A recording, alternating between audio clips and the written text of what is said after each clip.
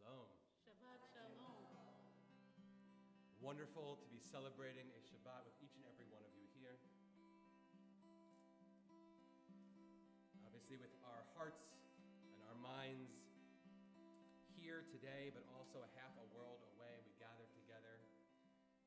And our service this evening is going to focus on trying to take all of that energy of this week that we've had and channel it into what we hope is a Shabbat Shalom, a peaceful Shabbat, but also with our well wishes and our hope as we see our sanctuary draped in yellow, pins on our lapels, signs that say, bring them home now, Akshav. So with our minds on the week that we've had, we invite you to join us, singing the words, Ma Yafeh Hayom, how beautiful is today. If you don't know it, come along.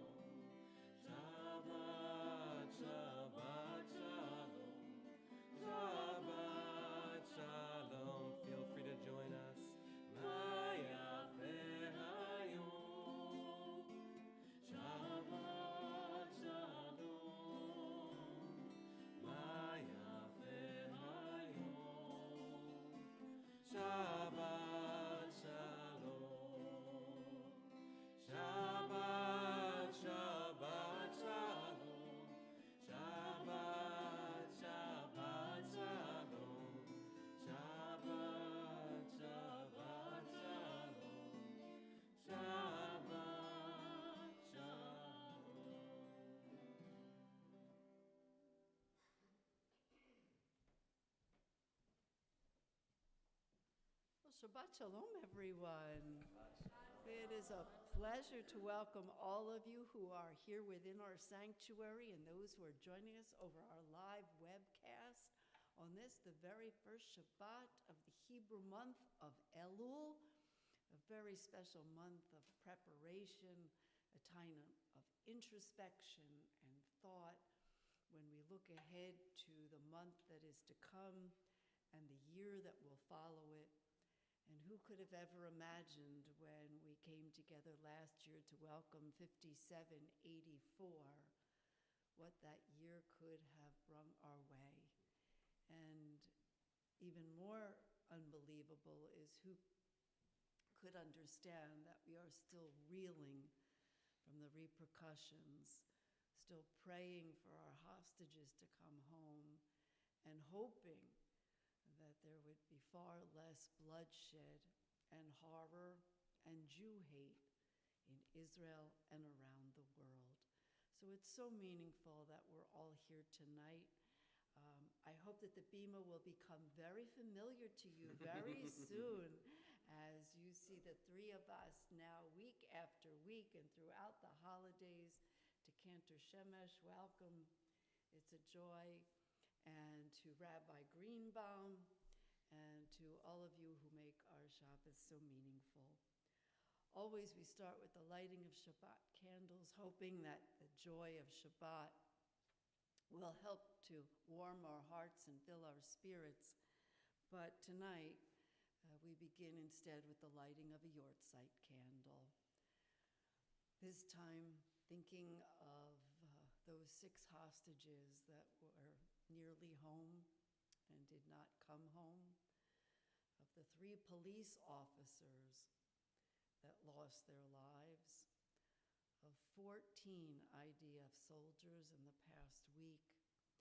And here in our own country, we think of the 4 innocents who, like us, just hope to come and start a new school year and all its promise, and will never get to finish. So I hope with all of them in our hearts and prayers, I believe we have a special reading, and we will light our Yortzeit candle.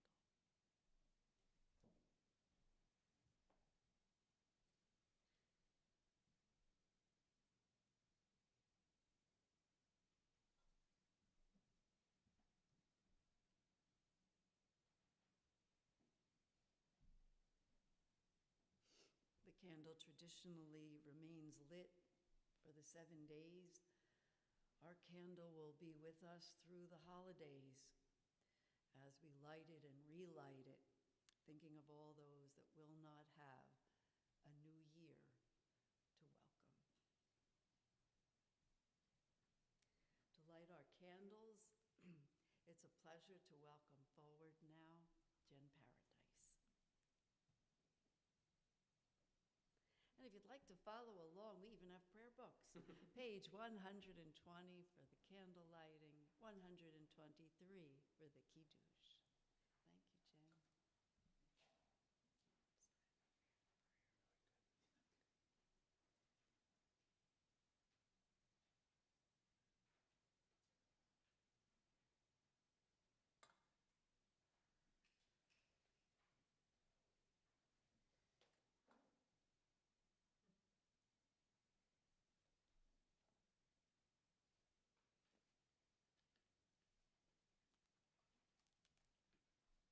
Thank you, Jen. Baruch atah Adonai, Eloheinu melech haolam, asher kiddushanu b'mitzvotav, v'tzevanu להדליק נר של שבת. How beautiful. Thank you so much. And I think it would be wonderful, page 123, if we all join Cantor Shemesh in the beauty of the Kiddush, praying, hoping, tasting the sweetness that we hope this Shabbat will bring. Page 123. Baruch atah Adonai, Eloheinu melech haolam, borei b'yad ha'afel.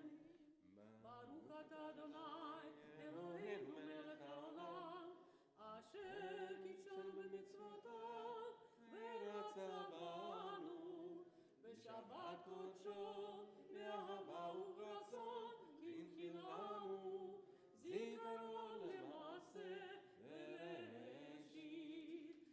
הוא יום תהילה למקראי קודש, זכר לציון לצרים. כי בנו בחרת, אותנו קידשת מכל העמים, בשבת קודשך באהבה וברצון הנחלתנו. ברוך אתה אדוני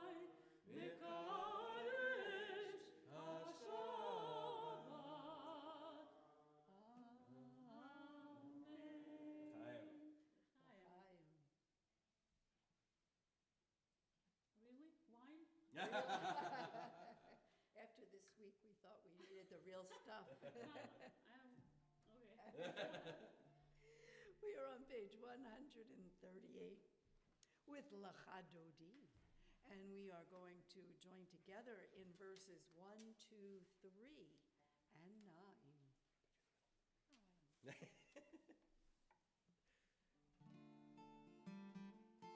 Again, the words of Lecha Dodi, as we explain week to week, written as a poem in the hills of Tzfat in the north of Jerusalem.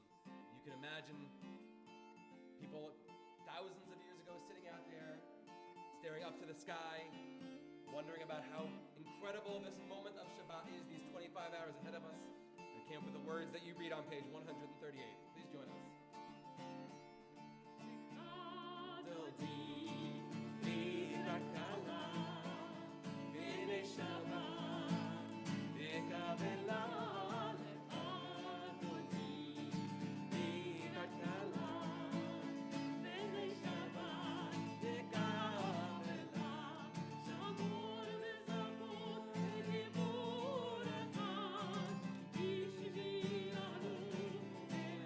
you.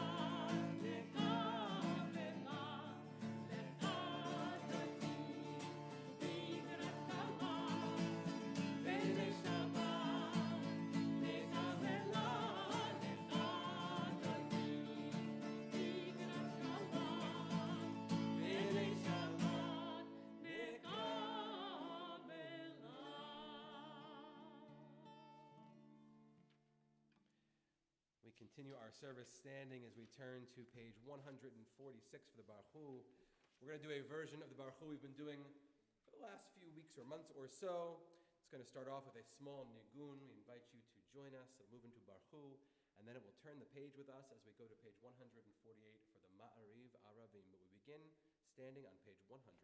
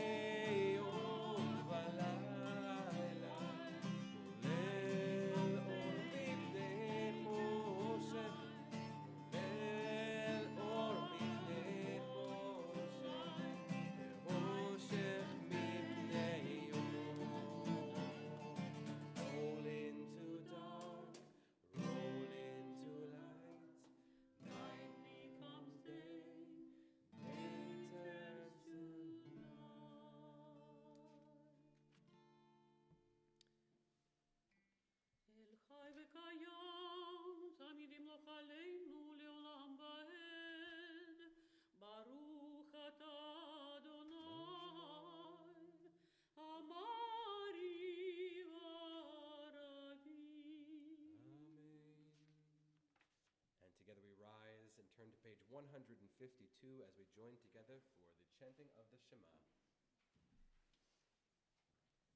Shema Yisrael, Adonai Eloheinu, Adonai Echad, Baruch Shem Kevod Malchuto Leolam Ba.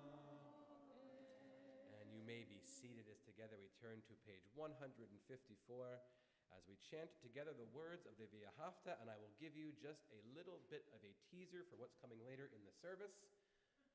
Keep your eyes peeled for what the V'ahavta has to do with this object right here. Cantor? ואהבת את אדוני אלוהיך בכל לבבך ובכל נפשך ובכל מאודיך והיו הדברים האלה אשר אנוכי מצווך היום על לבביך ושיננתם לבניך ודיברת בם בשבתך בביתך ולכתך בדרך ובשוכבך ובקומך וקשרתם לאות על ידיך והיו לטוטפות בין עיניך וכתבתם על מזוזות ביתך ובשעריך למען תזכרו ועשיתם את כל מצוותיי והייתם קדושים לאלוהיכם אני אדוני אלוהיכם אשר הוצאתי אתכם מארץ מצרים להיות לכם לאלוהים אני אדוני אלוהיכם אמת. I was struck as I turned the page to 157 by the very first line of the reading we see in English in the middle of the page. Because if there is not a single sentence, a single fragment that encapsulates this last week, I don't know what does more than those first words.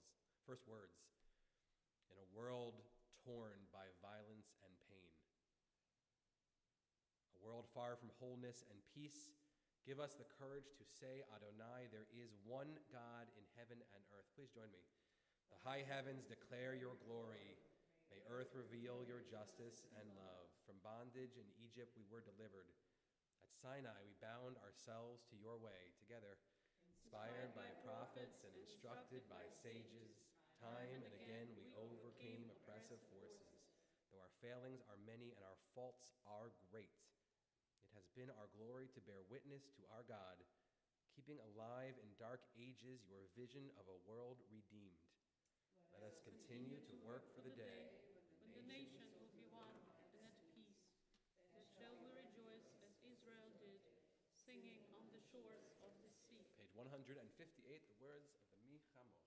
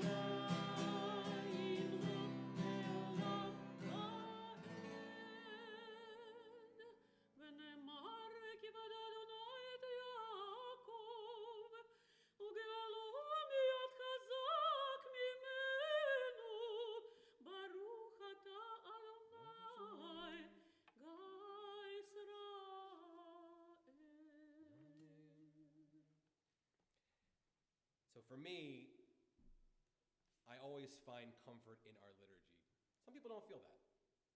I talk about this all the time with people who just don't find the meaning behind the words. They just don't get why we come together in a room and crack this book and say these things for rote, for what? Why are we saying it? And I have a bit of a different thought, and I think the last few moments have encapsulated that for me, which is that when we look to our liturgy, what is so ancient, what was penned hundreds or thousands of years ago, what was put together on pages, is as relevant today as it ever was. And so we read about the hope that we have for a nation that was escaping for their own freedom through the Red Sea, and we sing the words of the Micha Mocha. And as we turn to page 160 and we look at the words of the Hashkivenu in front of us, what is it asking for? What could we possibly need after the week that we've had? We need our Sukkot Shalom. We need our shelter of peace. We need the warm embrace of someone just coming around and giving us that big hug to say, it's going to be okay. And so our liturgy, as ancient as it is, as old as it harkens to the traditions and the things that we learn in our Torah and our Tanakh, yet it is still as relevant today in 2024. It is still as relevant today after the week we have had. So together on page 160, we join together hoping for that warm embrace of this Shabbat, the words of the Hashkivenu.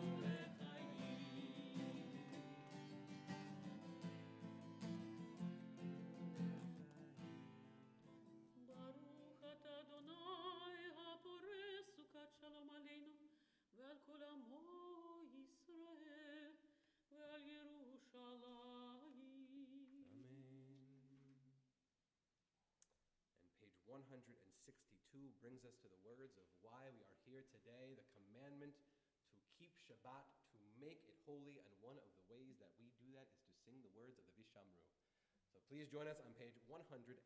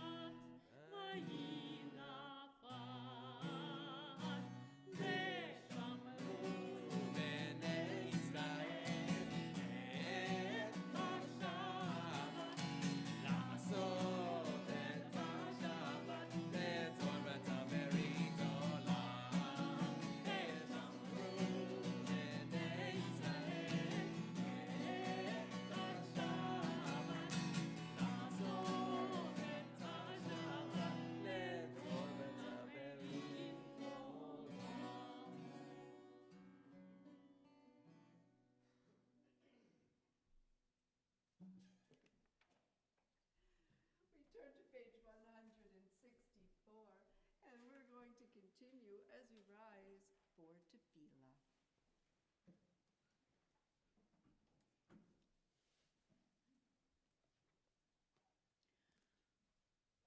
Adonai, Levatai tiftachu fi yagi tehilatecha. Adonai, open up my lips, that my mouth may declare your praise. Baruch atah Adonai, Eloheinu, Elohei Avotenu v'Imotenu, Elohei Abraham, Elohei Yitzhak, Elohei Yaakov, Elohei Sarah, Elohei Rivka, Elohei Rachel, Elohei Leah, האל הגדול, הגיבור והנורא, אל עליון, גומל חסדים טובים, וקונה הכל, וזוכר חסדי אבות ואימהות, ומביא גאולה לבני בניהם, למען שמו באהבה, מלך עוזר ומושיע ומגן. ברוך אתה אדוני, מגן אברהם בעזרת שרה.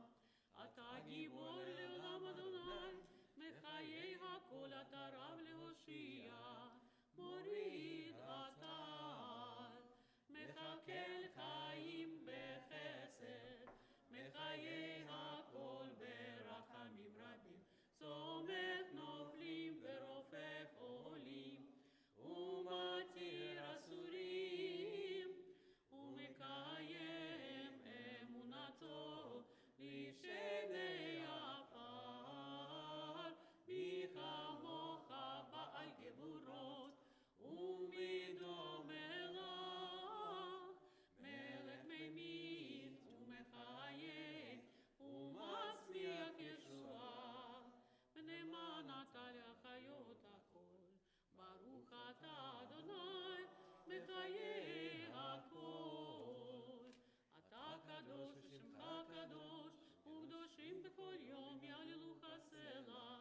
ברוך אתה אדוני, האל הקדוש.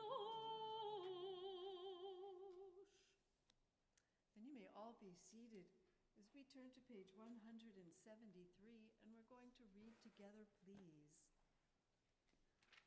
May these hours of rest and renewal open our hearts to joy and our minds to truth. May all who struggle find rest on this day. May all who suffer find solace. May all who hurt find healing on this day. May all who despair find purpose. May all who hunger find fulfillment on this day. And may this day fulfill its promise. Baruch atah Adonai, Mekadesh HaShabbat. And with our words of thanksgiving, page 177.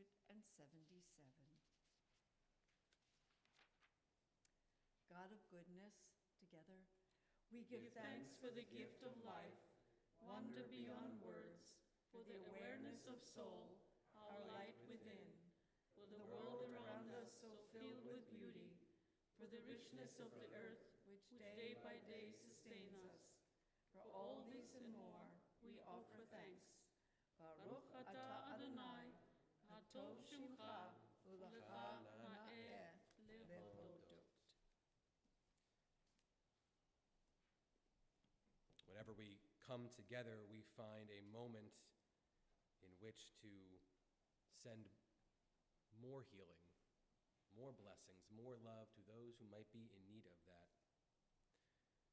And the words of the Mishaberach are meant to provide just that. Could be healing of the mind, of the body, of the soul, of the spirit. And so when we get together, we have the opportunity to pool our voices together to offer those blessings to those in need. So as I look around, if there are those here that have someone on their mind, in their heart, they'd like to say their name either inside or aloud, I invite you to share that name when my eyes meet yours, and together we'll say the words of the Mishaberach.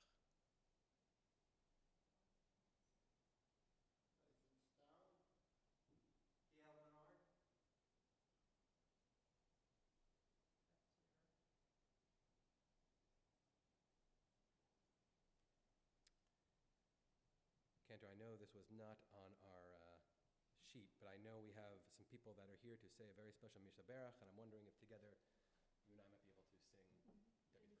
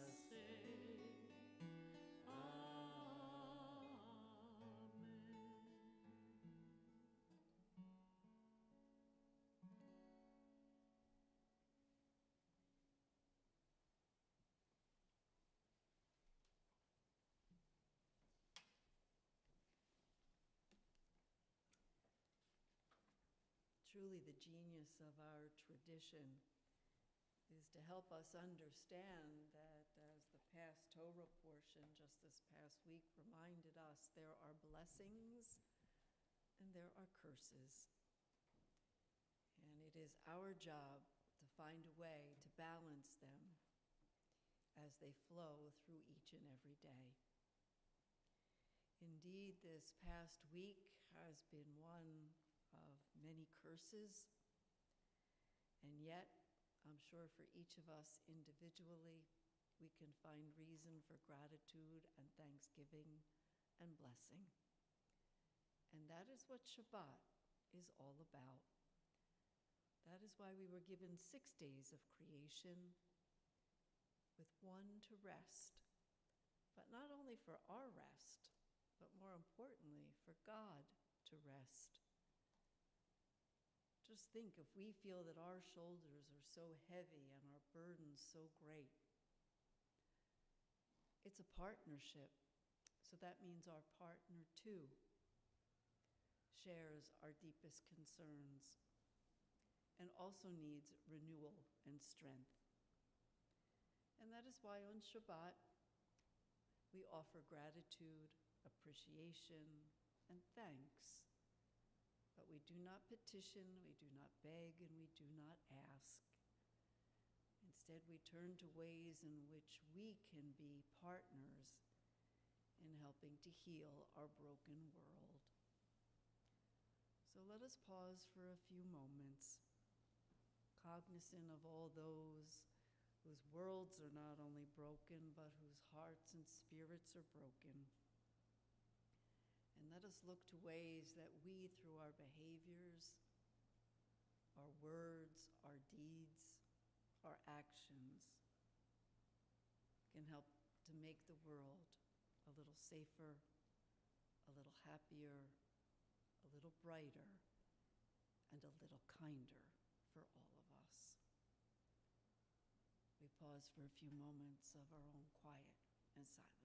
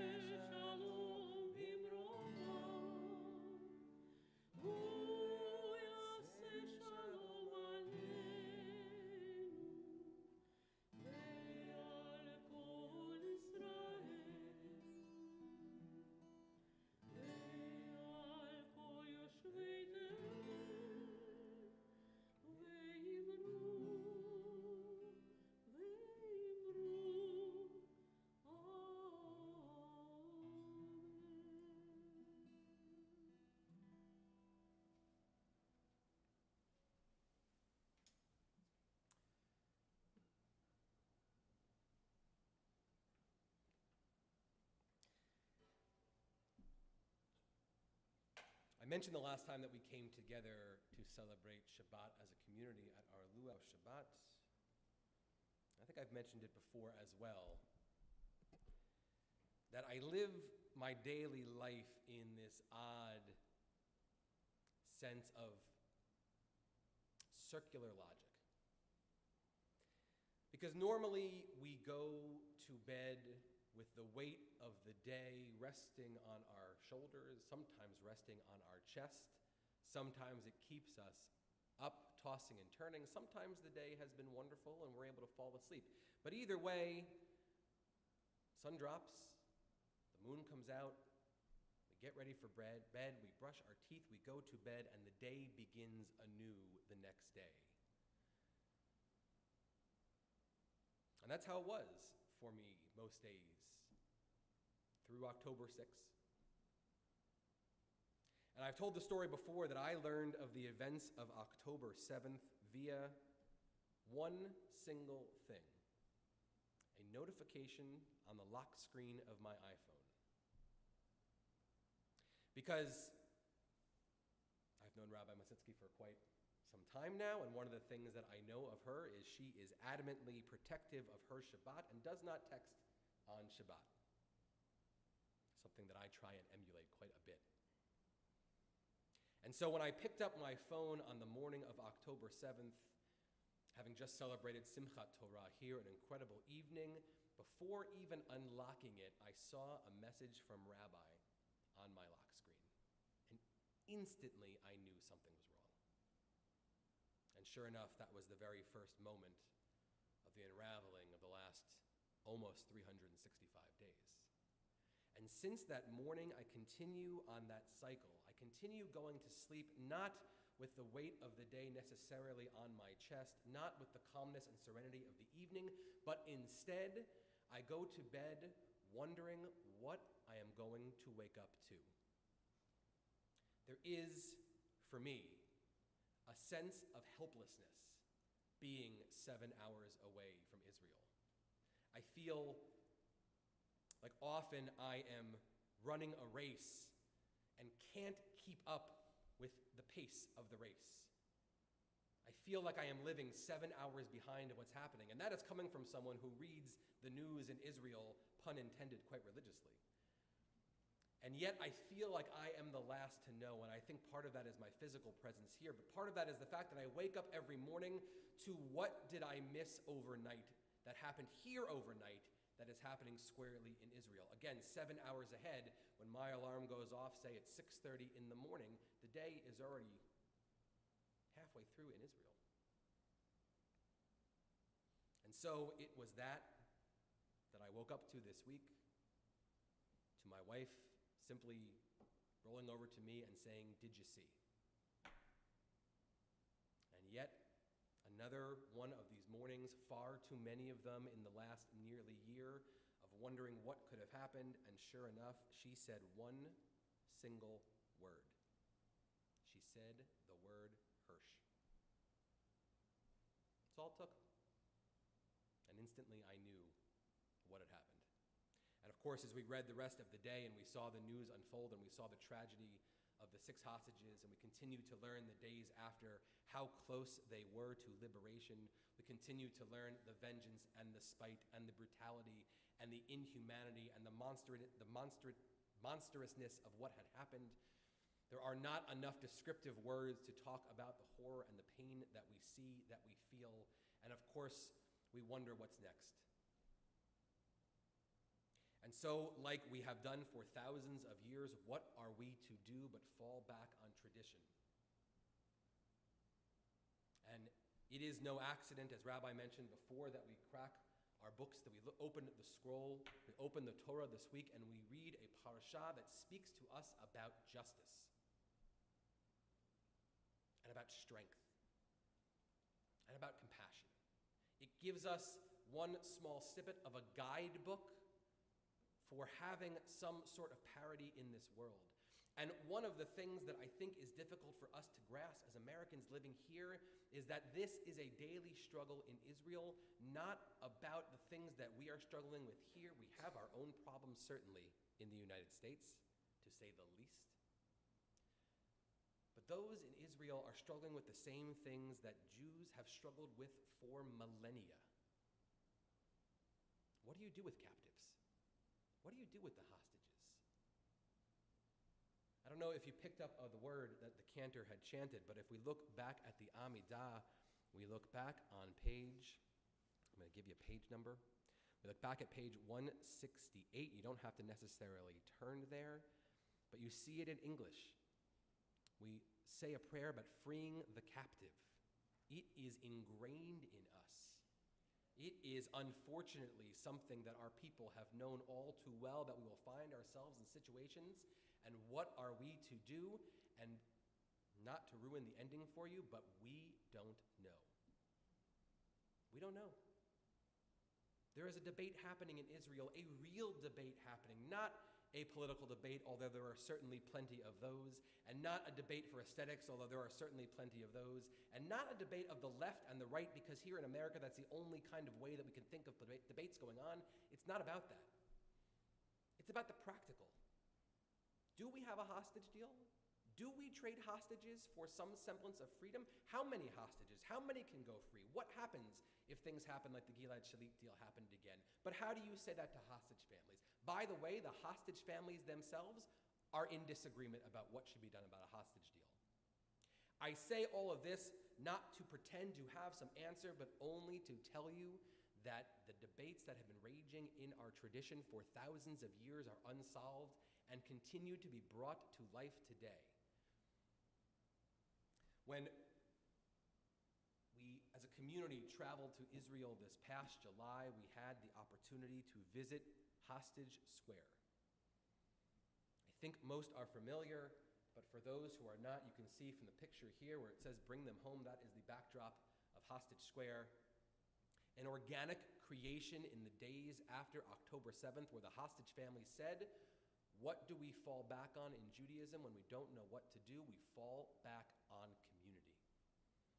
And so together they found a spot in the heart of Tel Aviv, and together they started simply telling their stories and bringing awareness, and that has spun itself open to this incredible area where you can go to just be. There is no fear of what's going to happen if you wear a yellow pin on the subway. There is no fear about the signs that you're going to pass. There is no fear of someone ripping down hostage posters. It is a place of solemn obligation. It is a place of prayer. It is a place of remembrance. And when you go there, you see every symbol that you can possibly find. You see the women from the kibbutzim and the moshavim down by Gaza who spend their days simply knitting in yellow, the color of remembering the hostages, the same flag that we brought home from Hostage Square, the yellow draped on our Israeli flag, the same yellow that you see on their chair that we leave open for the hostages until each one of them is home, the same yellow that so many of us are wearing on our lapels or wearing on our wrists. They make them out of hearts for love. You have signs of every shape and size. You have those that say, Akshav, now, to bring them home. You have the dog tags that we've all seen. These are not just symbols that we wear here in the United States. They are not symbols of some political message that we have. Instead, they are symbols that as we stand here today as a community, there are over 100 people, not just Jews, that are being held captive somewhere at this moment in time. The costs are real. The lives are real. The decisions are real, and they are serious, and they have been going on for thousands of years. And what we can offer as a community here this evening, what we can do thousands of miles away for those of us that wake up every morning wondering what we're going to miss, is be active participants. Read the different sides of the arguments, understand the nuance of what is happening there, talk about it with friends and family. Don't simply listen to the talking points, the one messages that we find on X, that we find on Instagram, the single TikToks that have been shared, but engage people in conversations about it. Ask the questions that our people have asked for thousands of years. And when it comes time to deal with the burdens of the news that comes out, when it comes to weeks like we've had, when it comes down to unspeakable moments, like watching the funeral of Hirsch live from Yerushalayim, we can think back to the words his mother has said at every speech she has given, echoed, by the way, with the final words of Hirsch that were released as a propaganda video this week by Hamas, but shared by the family, where Hirsch and his mother mimic the same language. Stay strong. We don't look at weeks like this as defeats. We don't look at weeks like this as we are behind some sort of 8-ball. We are made stronger for having been brought together, and we will be stronger still by raising our voices in solidarity with all of those that are still captive, and raising our prayers together to offer every bit of support we can from our comfort in Warren, New Jersey, all the way to the tunnels under Gaza. Can you hear that, son? May it be Gaza. Together we have words that we have put together over these weeks and months, and as Rabbi has been wont to say to so many people over these years, we hope that we can simply stop putting these slides on the screen. We hope that we can stop wearing these bracelets. We hope that the next time that we sovereign to Israel, that there is no hostage square to be had. But until that moment, together we can pool our prayers and our thoughts for those who need that. So I'd ask you to please read responsively with the words on the screen. Mishaberach Avotenu ve'imotenu, our God, strength and protection. We pray for the state of Israel in this devastating time of war, shock, and grief. Our hearts continue to break. We pray for the lives of all of those who have been heartlessly kidnapped by Hamas. Strengthen their spirit and bring them our prayers that they may be protected from all harm. Implant understanding in the heart of the enemy that they may return the captives in wholeness of body and spirit. Pray for the souls of the innocent victims who were brutally murdered. Send comfort and strength, God, to the grieving. Send healing to the injured, strength and wisdom to their doctors and nurses. We pray for all our brothers and sisters in Israel in this time of tragedy and crisis. Watch over Israel, God. Spread your shelter of peace over the land and over all our brothers and sisters who live there. Shine your light upon Israel's leaders, officers, and advisors. Innocent blood is calling out to them to overcome all divisiveness and to act with clarity and determination. Protect the men and women who defend Israel. Let them be safe, and may they be victorious over the terrorists who continue to attack our people. Watch over them, God. Hear their prayers. Bring peace, God. Let it rain down from the heavens like a mighty storm. Let it wash away all hatred and bloodshed. Peace, God. Please, God. Grant strength and spirit and courage of our heart to all the sons and daughters of Abraham, Sarah, and Hagar to release bonds of captivity, and allow us all to live in freedom. Amen. Amen. Amen.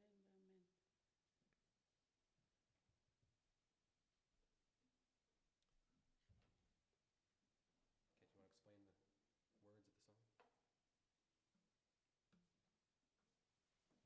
explain the words of the song? The next song became an anthem for hostages in Israel. They always sing it nowadays every time they gather, and they also sang it at the funeral of Hirsch. And do we have the words? We don't. It says, "Our brothers and our sisters, the whole house of Israel, who are in distress and captivity, who wander over sea and land, may God have mercy on them and bring them from distress to comfort, from darkness to light, from slavery to redemption, now, swiftly, and soon." And it was written by Israeli songwriter Abby Rottenberg.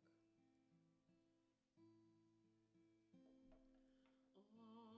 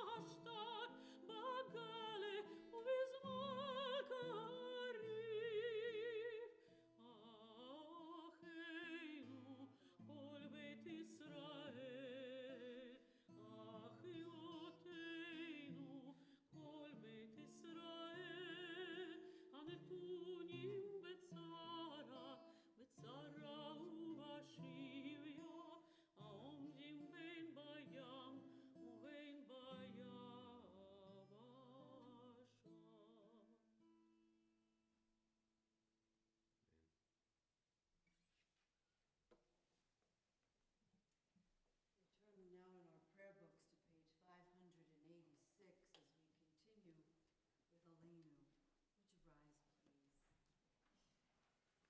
עלינו לשבח לאדון הכל, לתת גדולה ליוצר בראשית, שלא עשנו כגוי הרצון, ולא סבלנו במשפטות האדמה, שלא שם חלקנו כהם, וגורלנו ככל המונם, ואנחנו קוראים ומשתחווים ומודים לפני מלך מלכי המלכים הקדוש ברוך הוא. ונאמר והיה אדוני למלך על כל הארץ ביום ההוא יהיה אדוני אחד ושמו אחד.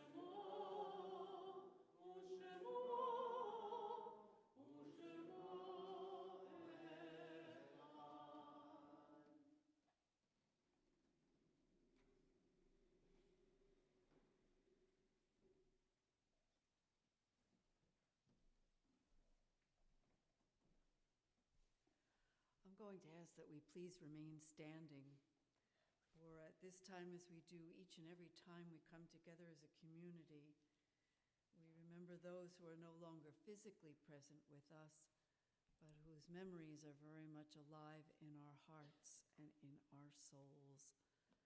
On this Shabbat, we commemorate the Yortzites, the anniversaries of those who died at this season in years past, as we remember Shirley Bruce, Harriet Fieger Chelnick, Burton Cohen, Alan Joseph Cohen, Bernard Ehrenberg, Alan Fink, Samuel Greenberg, Charles Koenig, Susan Klauber, Jacob Ostrey, Rose Pressman, Adam Sandler, Emmanuel Shire, Paul Schwitzer, Benjamin Stutsky, Seymour Tankel, Stuart Wang, Mildred Weinstein, Mark Weiland, Joan Nancy Wolfe, and Gregory Zimmerman.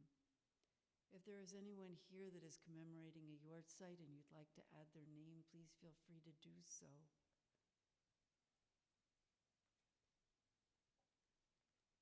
And as a community and a Jewish family, so we remember all those whose names are now joined together in Shloshim, as we remember Carmel Gott, Hirsch Goldberg Polwin, Eden Yerushalmi, Alexander Lobanov, Almog Sarusi, and Ori Danino. We remember 3 of the Israel police forces whose lives were also taken this week: Arik ben Eliyahu, Commander Sergeant Major Hadass Branch, and First Sergeant Ronnie Shakuri. Together with all those in Israel, we think of the 2 young 14-year-olds and their 2 adult teachers who lost their lives just a few days ago in Georgia. We pray that their lives will always be a blessing as we mingle their names with those of the American Armed Forces, the Israel Defense Forces, and all our loved ones who have no one left to remember them. Page 598, we recite together the Kaddish prayer. Yitgadal v'yitgadash shmei Rabbah, v'yalma divrah kirutei v'yamlich malchutei, v'chayechon v'yomechon v'chayed kol beit Israel, v'agala v'zman kariv v'miru amen. Yehei shmei Rabbah mevarach le'olam amei almaya. Yitbarach v'yishtabach v'yitpa'ar v'yitraman v'yitnaseh, v'yitadar v'yitalev v'yitala shmei d'kudusha b'rechu. Le'olam mimkol birchata v'shirata, tushbechata v'nechamata, damiran v'alma v'imru amen. Yehei shlama Rabbah mim shumaya, v'chayim aleinu v'al kol Yisrael, Yimaru amen. Oseh shalom b'romav, hu ya'aseh shalom, aleinu v'al kol Yisrael, Yimaru amen. We pray that the source of peace will send peace to all who mourn and comfort all the bereaved among us, as we all say, amen. You may be seated.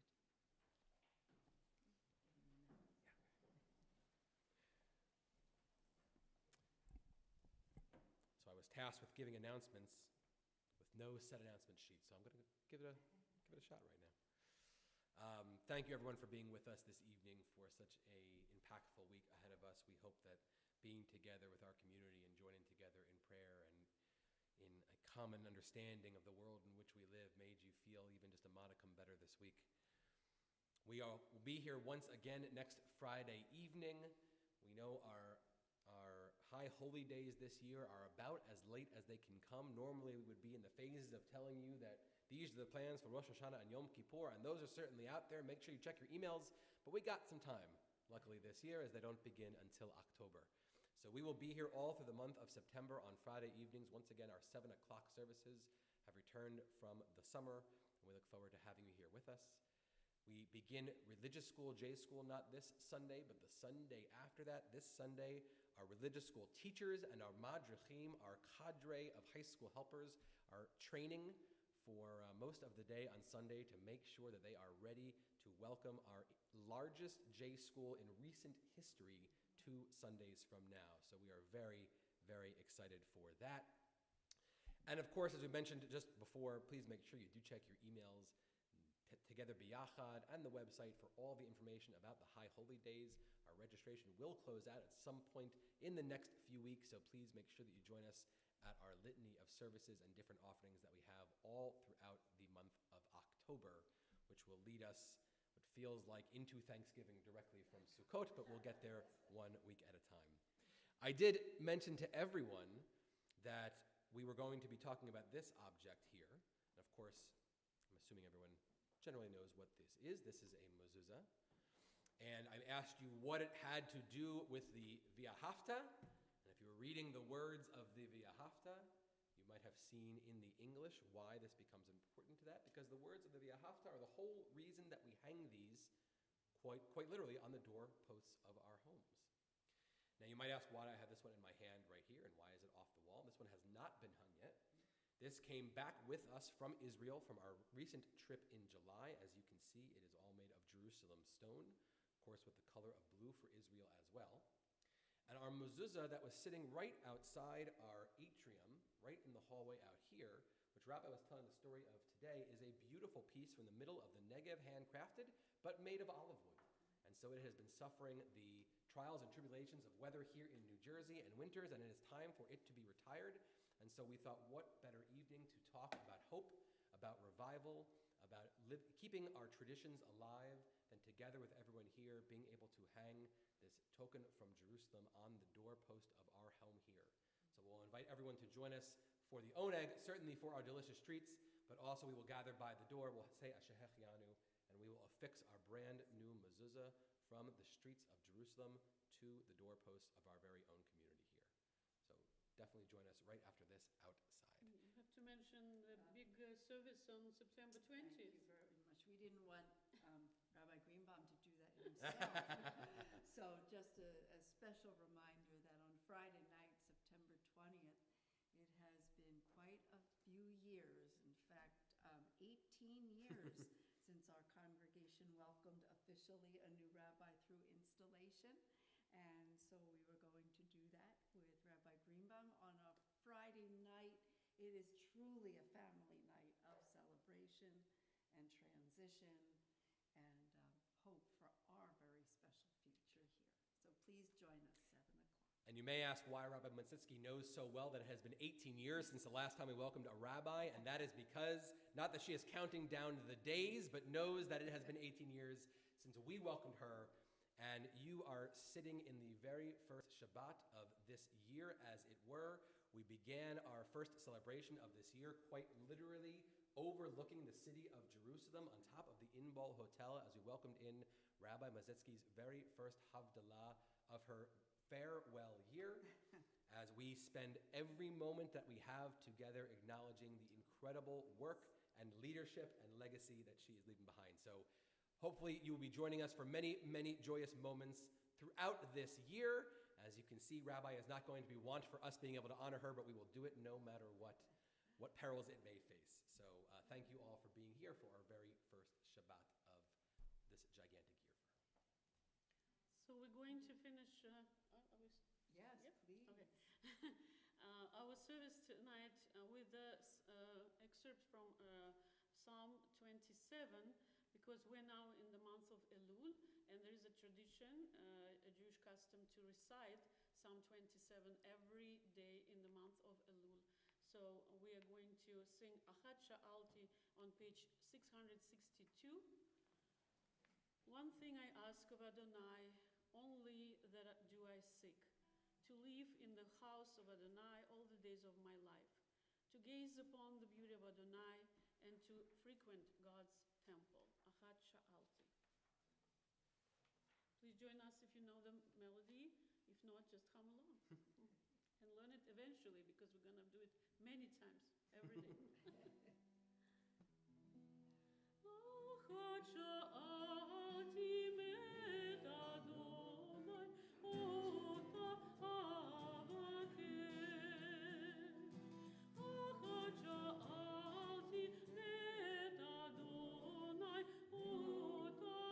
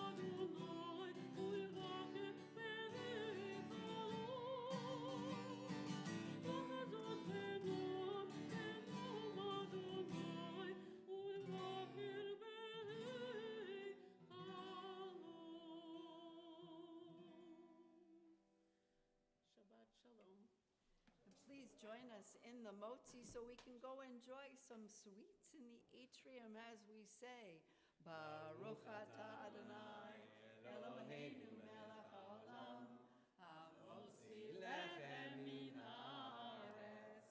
Amen. Shabbat shalom, everyone. Shabbat shalom. Turn to those you know and don't know. יישר כוח. יישר כוח. I'll get better. It's tough. Please. Fine. But it's written very small people too. I can't. Yeah. No problem. That's why I write everything. That's why I write Yeah, right? everything Wasn't in that? red. In red. Yeah. Of course it's red Isn't because that I beautiful? can't see it.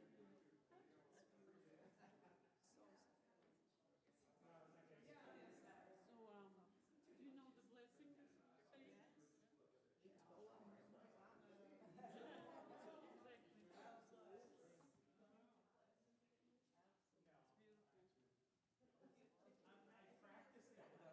Oh, it's such a beautiful plate too. Is that good?